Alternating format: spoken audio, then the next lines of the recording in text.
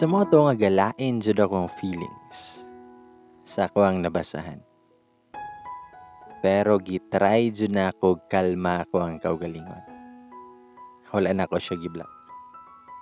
Ako arang gimark as unread ang message nga akong nabasahan. Para dili siya makabalo nga na ako'y message nga nabasa sa iyang messenger. Akong plano is mo go with the flow na lang ko. Pero di jud malikayan nga maglain jud ako ang hunahuna. Murag lahi jud. Sa mo to nga nagpadayon lang gihapon namang communication, nga murag wala lang. Pero murag nasakitan jud ko nga wala jud ko kasabot sa kong feelings. May gani na lang kay timing pod kay ito.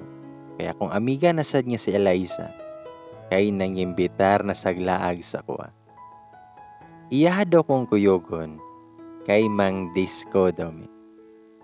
Nya medyo distansya pa gyud sa muang lugar. Nagyud unta ko'y choice nga mobalibad. Pero saba man gyud kay siya sa dalunggan. Sa motong laag pod ko oroy oy. Nang laag jud mig pinakalit. Mga alas 5 pa to sa hapon may naabot atong lugar og nangaon sa mig barbecue. Unya nagpa-sexy pa jud ko. Kaya kung nahuna ato, puslan man og gabinuang siya or magbinuang siya. Mamiga pud ko dire. Mao gyud na ang ako ang ginahuna. Mao nang mandisco ko og taman. Pero murag naka-feel siguro si Alejandro. Kay nikalit man na siya panawag sa kuha. Ningon pa na siya nako nga papason ako niyag Manila. Pero saon man nga naman ko'y trabaho. Dahil nungutan na siya nako kung asa ko. Ako pa siyang giingnan nga naglaag ko. Nga mang disco me. Sa moto nga giingnan kong Alejandro. Nga papaulio na daw kuno ko. Kay dili na daw kuno ko single. Og naa na kuno ko'y uyaw. Kamahak jud lagi niya. Gimugutan pa ko niya siyang nawong. Nang lood kunuhay siya. Unya arana ko siya lambingan. Palamian ako siya taman. Habita. Pero sa tinuod lang, medyo na konsensya jud ko. Kay kabalo ko nga sayop jud akong buhaton. So ang ending, wala jud ko nakakiat. Wala ko nakapanglaki. Nahimo na hinoon kong bodyguard ni Eliza. Mosyat pod ko ginagmay, pero permera kong naa sa lingkuranan. Nagpahipi sa kilid dapita. Dayon siguro, mga alas 2 na to sa kadlawon nga nakauli mi. Naglisod pa jud kog drive. Kay ligi, hubog na ako ang kauban. Pagkaugma ana kay mi duty na pod ko. Og super busy ang life. Samot na kay Monday man. Og daghan jud tao sa munisipyo. Og pagka non-break ana, nakurat na lang jud ko. Kay nikalit man nag-abot si Alejandro. Naapay dala nga bouquet sa bulak. Dako pa jud kay ngisi ang kamaha. Ako din na siyang gipangutan na kung nag-unsa na siya dito. Nitubag po siya nga gimingaw ko nimo. Og nikirig jud ang tanang pwedeng mukirig sa kong lawas. Gikilig man ko eh. Ako pa siyang giingnan, abi ko man og misakay nakapadulong. Nitubag siya, oh hapit na. Pero kay naaman ko'y kinahanglan nga i-explain nimo in person para hapsay ang paggikan nako. Og perting kiliga jud ko sa iyang gibuhat. Paghapon ana, siya na ang misundo sa kuha o gihatod ko niya sa balay. Ug apil akong mama ug papa na tingala kung anong naa si Alejandro. Mao nang nakapangutana silang Alejandro kung anong naa siya. Nitubag po na si Alejandro nga gisapot man gud inyong anak te. Og nilingi gina si mama og papa sa kuha. Og napanagipang istorya silang mama og papa sa kuha. Nitubag rapod ko, og mobiya siya sa kuha, buhian pod, dali ra na. Dayon ni suluden ko sa kwarto. Pero ang Alejandro, nisunod day siya nako. Amawa jud. Ug pagsulod yun niya sa kwarto, nanasmag man dayon na siya. Pero ga-expect na yun ko nga mahitabo to. Bitaw. Hangtod sa iyahan akong gikis. Ug hangtod sa nagkalawom na amo ang mga kiss. Ug syempre unsa pa may padulngan, nag-inangklahay na sad mi. Giangklahan na sad ko niyag daman. Pero pag human ato, nagpasapot-sapot gihapon ko. Sumotong giusba na sad niya. Giangklahan na sad niya. Pag human ato kadyo trapod si Alejandro dito, ug nibalik na din siya Manila. Ug milabay ang pila ka adlaw or semana ba to, nakasakay nagbalik og barko si Alejandro. Ug nahibaw-an na lang pud nako nga boros na day ko. Sumotong katong nag-contact na migbalik. Gipahibaw gyud day nako siya. Unyang amaw, kaulion na kuno kayo siya. Pero unsaon taman nga dili pa man pwede. Ako apa na siyang gibinuangan nga boros lagi ko pero dili siya ang amahan. Nitubag ra pod na siya.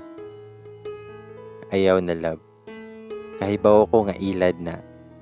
Kay kabalo ko nga patay kay ka sa kuha. Kapilingon jud ani niya. Ug hantod sa milabay ang pila ka bulan. Nakauli na si Alejandro. Pero wala na siya kaabot sa pagpanganak nako. Ug happy to say nga healthy baby boy jud. Maayo untag muliwat ni siyang Alejandro. Ug dili lang muliwat sa kuha. Kay di na lang jud ko magtell sa ko mga kabuang nga daghan pa kay sa tanan. Ug sa dihang 1 year na amo ang anak. Meaning ana, 1 year na sad nga wala nakaangkla si Alejandro sa kuha. Kay wala jud ko gapahilabot niya. Kay sa tinuod lang, mahadlo ko nga maburos na pod. Kay grabe jud kaayo ang kasakit. Sumoto nga pag-birthday celebration jud sa mong anak. Nagpa-sexy jud kog taman. Nakaingon ko na sa Alejandro nga, sexy lagi kay takaronhan. Nito bagpod ko, uoy, basin mahalin pa ko ba? Huwag di yun na madrawing ang nawong ni Alejandro. Huwag ako pa siyang giingnan, basin na kay kailalab. Gusto ko nga makig-video call ba? Gisungog jud na ako na siya. Og effective jud. Kini una-una man yun na siya higda pagkagabi. Wala ko panumbalinga. Huna-huna po na ako, bantay bitaw og manguhit ni siya ba. Sa moto nga paghigda na nako, na ako'y nauna-hunaan na sad niya kabuang.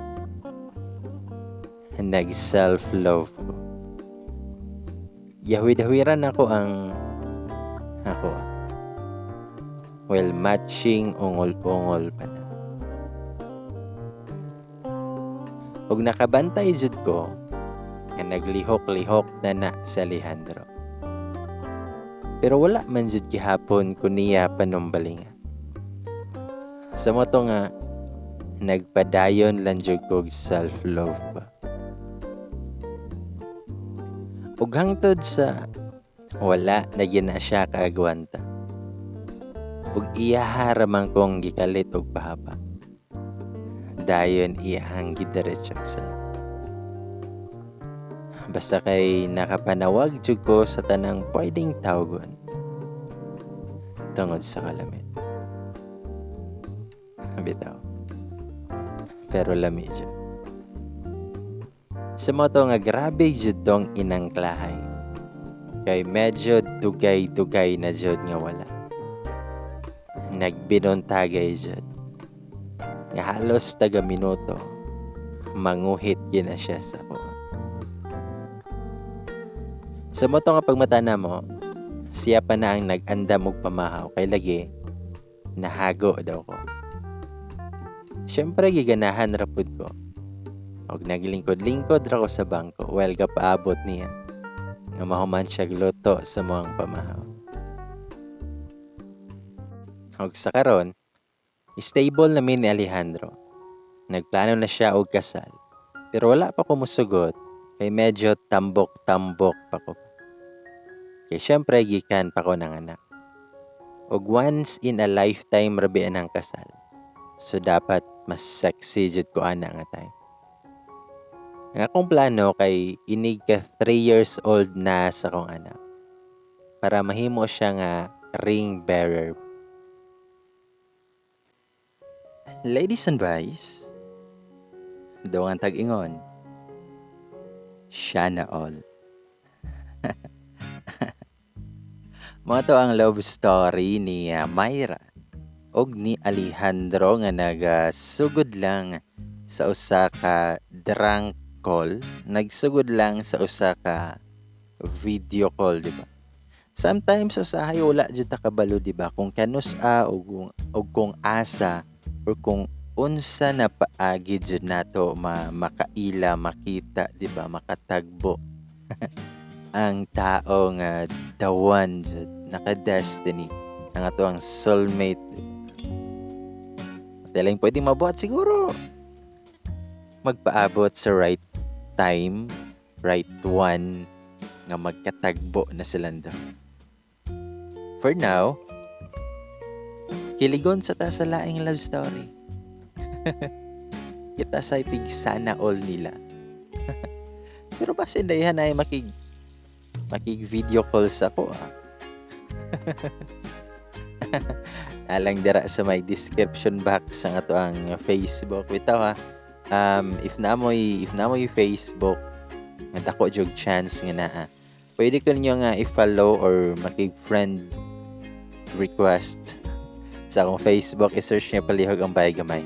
Apil po sa TikTok ha, pangitaapod ang Baygamay. That's B-A-Y space G-A-M-A-Y.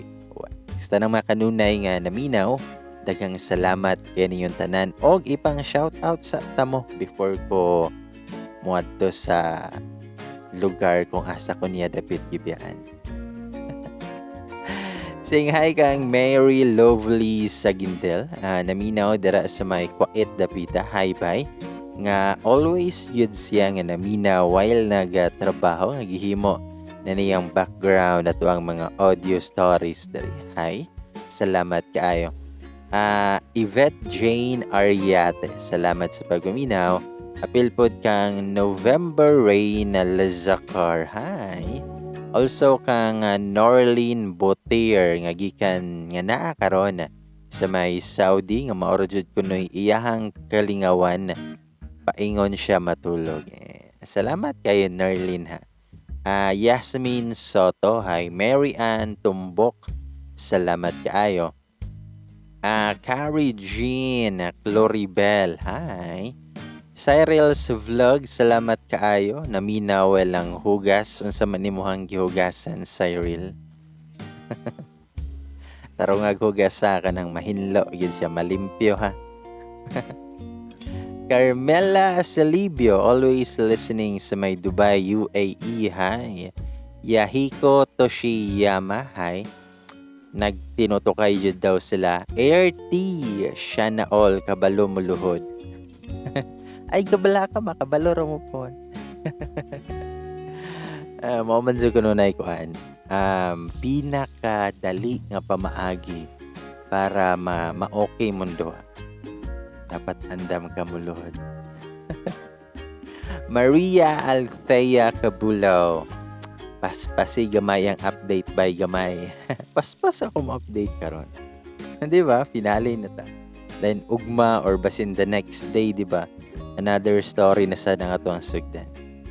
Ana medyo na basta mahuman ng usa ka story, di ba? Magsugod na sa taglain. Wala tayo choice. Ani Ju Zertrock, hi. Roby Vlog, originally nga na ako dari sa may abroad. Maminaw jud ko labi na ini kagabi ka nang magpiyong-piyong na. Pero sige paminaw aning mga love story during the pita. Hi. Shout out kang Ruby ug sa tanan nato mga suki nga tag paminaw nga naa sa laing nasod karon amping mong tanan ha. Argeline Anggana, hi, pawala sa laay. Hi. Ano si Argeline, siya na all na love story. Elaine Taata, hi bye, mayong hapon, nice king story, salamat sa update, hi. Dimples Who, salamat, dali ra kay ko nakapindot sa link sa Facebook. Salamat Dimples ha. Traya sa bahay, Jama Laksinto, hi. Chiki ni Menzo, salamat sa paguminaw. Apil pod kang Evelina Sumalpong, hi. Beverly Perales, hi. Ivy Egang, salamat sa paguminaw. Apil pod kang Susana Boris, salamat kaayo sa inyong kanunay nga pagpaminaw. Ug sa tanan-tanan na lang jud ha nga naminaw nga wala na ko na shout out. From the bottom of my heart, liver, lungs, intestine, small and big. Thank you kaayo so much gyud sa inyong pagpaminaw, pagsuporta dari sa tuang mga audio stories ug sa tuang mga contents dari sa atoang YouTube channel. Daghang salamat kaninyong tanan.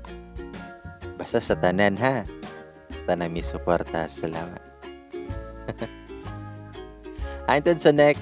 Hantod sa sunod nga next nga audio story, ladies and boys. Ako si Bay Gamay Maingon og daghang salamat jud kaayo niyong tanan og amping kanunay kay love tamong tanan. Moa.